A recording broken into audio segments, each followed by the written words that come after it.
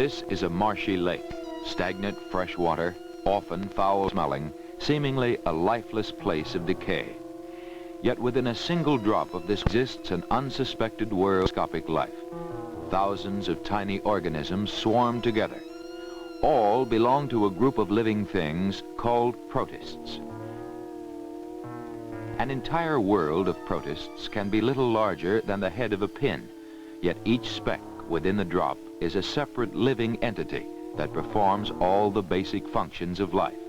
Still more remarkable, most protists are composed of but one cell, compared to the trillions that make up the human body. Protists thrive in a multitude of environments.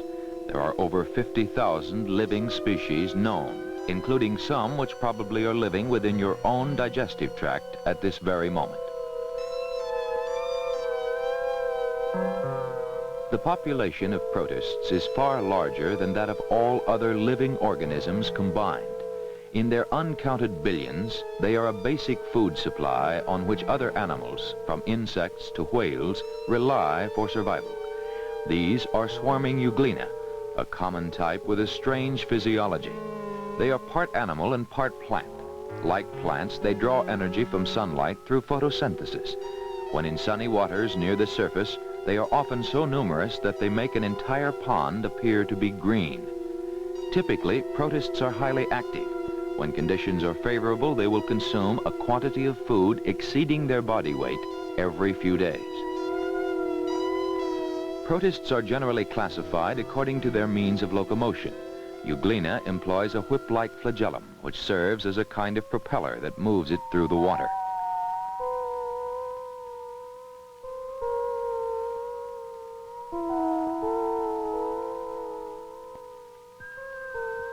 The amoeba is one of the best-known protists. It thrives in stagnant water, amid fungus growths and rotting vegetation. Many of the life functions of protists defy explanation. The problem of how an amoeba moves is an example. Cytoplasm within can be observed flowing swiftly in the direction of the amoeba's movement. Then, apparently, it becomes semi-solid and flows back more slowly along the amoeba's outer body membrane. Exactly how this serves to propel the amoeba remains unclear. This inability to fully explain an amoeba's movement has important ramifications. Human white blood cells move in much the same mysterious way, which puzzles medical scientists.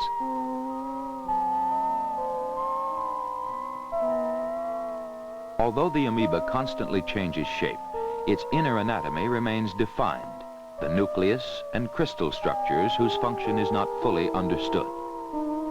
The membrane surrounding the amoeba is extraordinarily flexible, self-sealing when punctured, and semi-permeable, allowing the inflow of fresh water.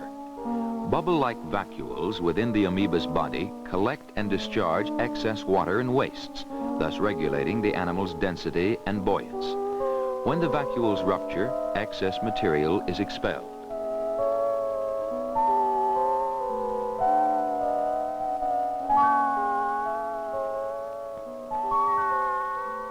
The objects seen within this amoeba are captured prey. Engulfed while still alive, they are contained within a vacuole while being digested. Though usually seen in only 2 dimensions through the microscope, it should be kept in mind that this and other protists only appear to be flat. To engulf prey, this amoeba is forming a 3-dimensional trap, shaped like a cup or funnel.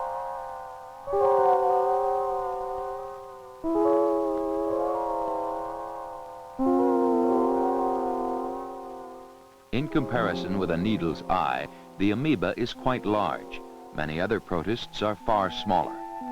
These are the discarded shells of sea-dwelling protists called foraminifera. Unlike most freshwater species, marine protists often grow shells or skeletons. Another major order is the radiolaria. Often star-shaped, brightly colored, billions float near the ocean's surface. A model shows the complex symmetry of a radiolarian skeleton. Each species fashions its own distinctive, intricate form. The discarded shells and skeletons of sea-dwelling protists have slowly accumulated on the ocean's floor for more than 500 million years. A tiny sample of ooze from the ocean's bottom is composed of thousands of these delicate structures. Some of the strangest and most mysterious life forms are found in the sea. This is Basilaria, a protist which is almost a total enigma. We cannot even fully explain why or how it performs its characteristic sliding movement.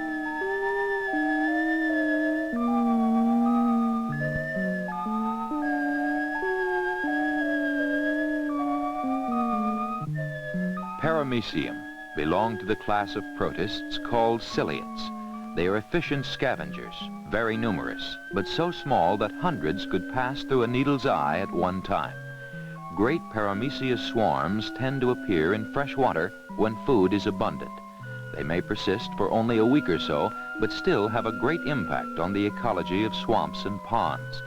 Many protists are able to enter a dormant, apparently lifeless state, taking the form of dry cysts. Dormant seeds of life, the cysts may be borne thousands of miles by the wind, but when a favorable environment is once again encountered, the cyst may again become active and spawn a population of several 100,000 within a volume no larger than a single dewdrop. As small as it is, the paramecium seems bulky in comparison with the green euglena. In nature, most ciliates normally feed on bacteria, but here they are cultured on a diet of yeast cells. Paramecia feed through a funnel-shaped gullet. The gullet, as well as the entire body, is covered with fine hair-like cilia. These move a flow of food-bearing water to the gullet and also propel the animal by means of a rowing action.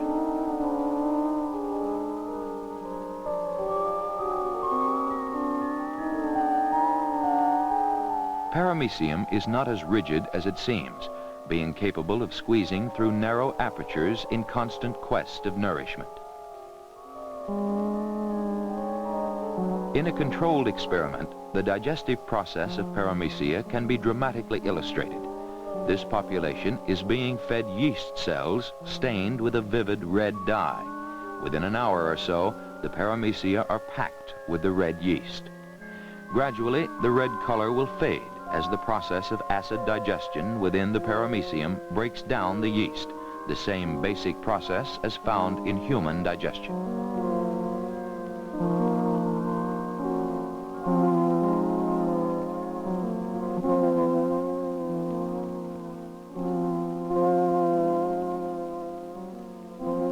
Biologists have observed that protists, once regarded as simple animals, have proved to be extraordinarily complex.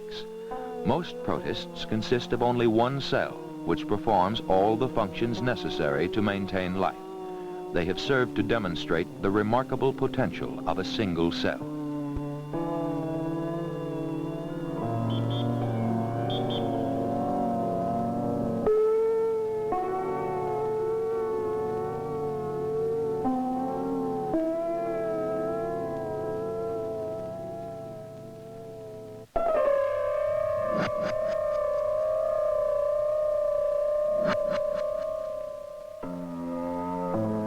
The paramecium has two nuclei, the larger macronucleus and the tiny micronucleus, seen on the left.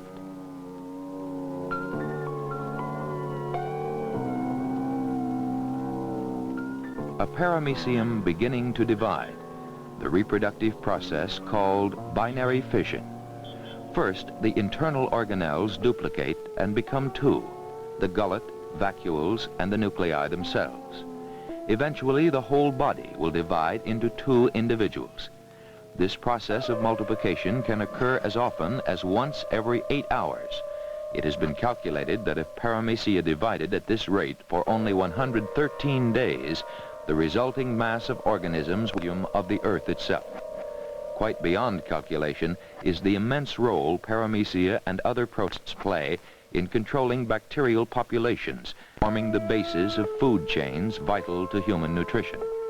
This is Volvox, a fascinating creature which demonstrates how single-celled animals can join together to form more complex organisms. Each Volvox may be composed of over 5,000 single cells grouped together and specialized in function. Each colony, as Volvox is called, is approximately the size of a single grain of sand. Any individual cell in the colony can live independently, but alone it cannot reproduce.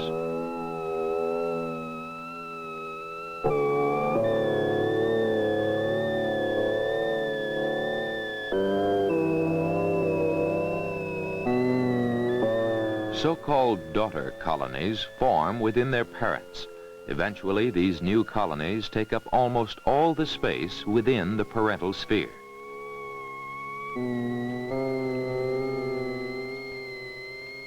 Finally, the daughter colony swims free, a complete new organism that may already have another generation, a granddaughter colony, forming within it. Protists demonstrate the amazing capabilities of single-celled life, and not least is the ability to combine with other cells to form an organism of greater potential. In some way that we may never fully understand, colonial organisms like Volvox may have formed the first tentative alliances among cells hundreds of millions of years ago. And this process could have led to all higher animals, including ourselves.